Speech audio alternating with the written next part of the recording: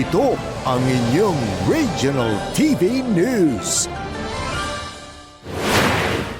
12 tao ang sugatan ng magkarambola ang 4 na sasakyan sa Binmalay, Pangasinan. Sa Bustos, Bulacan naman, isang industrial establishment ang nasunog.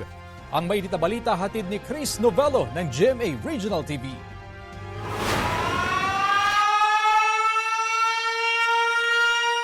Sa kuha ng drone camera, kitang-kita ang lawak ng sunog at maitim na usok.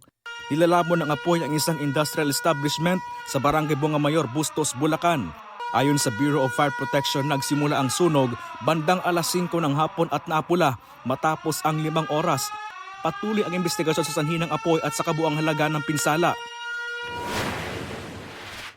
Tumilapon ang ilang pasahero matapos ang karambola ng 4 na sasakyan sa Barangay Papagayan, Binmalay, Pangasinan. Sa investigasyon ng pulisya, nag-overtake ang isang garong na mabilis ang patakbo. Nabangga nito ang isang tricycle na nawala ng kontrol kaya tumama sa isang kotse. Ang kotse naman nasagi ang isa pang garong.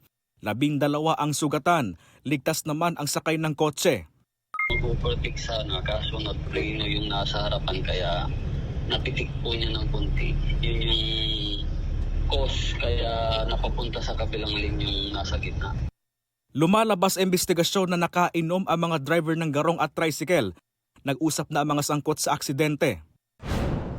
Isang AUV naman ang sumalpok sa isang poste ng kuryente sa Barangay Nangilatan, Peña Blanca, Cagayan.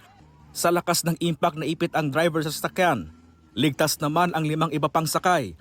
Ayon sa pulisya, nakaidlip ang driver ng AUV. Sugatan ng isang tumatawid na senior citizen matapos mabangga ng isang pampasaherong tricycle sa Pasakaw, Camarines Sur. Ayon sa pulisya, hindi napansin ng driver ng tricycle ang biktima. Nagkaaraglo na ang 2 panig. Sinagot ng driver ng tricycle ang gasto sa pagpapa-ospital ng biktima. Perming mag-ingat sa satuyang mga driver, tawaning konsiderasyon ang mga nagbabalyong mga pedestrianta, lalo may nahiling ninda approaching sinda sa sarong mga intersection or even po nga sa mga clear roads. Patay ang isang magsasaka sa Gumaca, Quezon matapos umanong tamaan ng kidlat. Ayon sa kaanak ng biktima, nagpaalam siyang magpapastol ng mga alagang hayop. Nagtaka raw ang kanyang mga kaanak nang hindi pa siya nakakabalik nung hapon.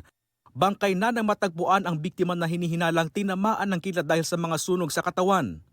Nagkukonsider dito dun sa mga report na merong ng pagkidlat noon sa panahon na yun, dun sa lugar na yun. Inimbestigan din natin ng mga pulis natin. Wala naman din tayo nakitang evidence o sinyales ng foul play. Kaya satisfied naman yung mga relatives sila. Kaya yun na yung naging conclusion natin. Wala raw ibang kasama sa lugar ang biktima na mangyari ang insidente. Chris Novello ng GMA Regional TV nagbabalita para sa GMA Integrated News. Kapuso, alamin ang maiinit na balita. Bisitahin at mag-subscribe sa GMA Integrated News sa YouTube. Sa mga kapuso abroad, samahan nyo kami sa GMA Pinoy TV at sa www.gmanews.tv.